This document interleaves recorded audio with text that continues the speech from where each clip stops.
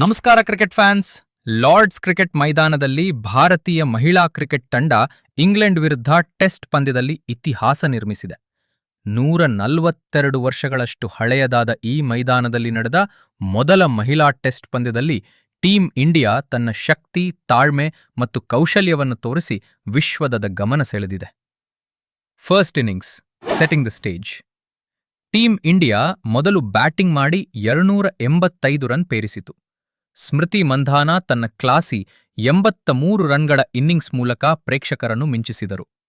ನಾಯಕಿ ಹರ್ಮನ್ಪ್ರೀತ್ ಕೌರ್ 58, ದೀಪ್ತಿ ಶರ್ಮಾ 57 ರನ್ ಗಳಿಸಿ ತಂಡಕ್ಕೆ ಬಲ ನೀಡಿದರು. ಇಂಗ್ಲೆಂಡ್ ಮೊದಲ ಇನ್ನಿಂಗ್ಸ್ನಲ್ಲಿ ಕೇವಲ 170 ರನ್ಗಳಿಗೆ ಕುಸಿದು ಬಿದ್ದಿತು. ಆಮಿ ಜೋನ್ಸ್ 52, ನ್ಯಾಟ್ ಸ್ಕೈವರ್ ಬ್ರೆಂಟ್ 44 ರನ್ ಗಳಿಸಿದರೂ ಕ್ರಾಂತಿಗೌಡ್ 5 ವಿಕೆಟ್ ಪಡೆದು ಇಂಗ್ಲೆಂಡ್ ಹೋಪ್ಸ್ ಅನ್ನು ಧ್ವಂಸ ಮಾಡಿದರು. Second innings ಫೈರ್ವರ್ಕ್ಸ್ from India.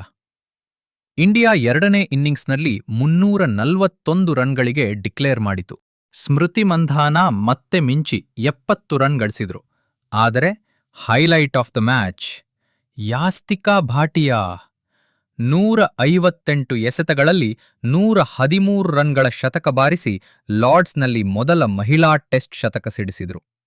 Richa Ghosh ಕೂಡ 50 ರನ್ ಗಳಿಸಿ ತಂಡದ ಸ್ಕೋರ್ ಹೆಚ್ಚಿಸಿದ್ರು. Final chase, England collapse. ಇಂಗ್ಲೆಂಡ್ಗೆ 457 ರನ್ ಗುರಿ ನೀಡಲಾಯಿತು. ಆದರೆ ಇಂಗ್ಲೆಂಡ್ ಬ್ಯಾಟಿಂಗ್ ಮತ್ತೆ ವೈಫಲ್ಯ ಕಂಡು 186 ರನ್ಗಳಿಗೆ ಆಲ್ಔಟ್ ಆಯಿತು. ಟೀಂ ಇಂಡಿಯಾ 270 ರನ್ಗಳ ಭರ್ಜರಿ ಜಯ ಸಾಧಿಸಿ ಇತಿಹಾಸ ನಿರ್ಮಿಸಿತು. ಹಿಸ್ಟಾರಿಕ್ ಮೈಲ್ಸ್ಟೋನ್ಸ್. ಲಾರ್ಡ್ಸ್ನಲ್ಲಿ ನಡೆದ ಮೊದಲ ಮಹಿಳಾ ಟೆಸ್ಟ್ ಪಂದ್ಯ. ಯಾಸ್ತಿಕಾ ಭಾಟಿಯಾ ಲಾರ್ಡ್ಸ್ನಲ್ಲಿ ಮೊದಲ ಮಹಿಳಾ ಶತಕ.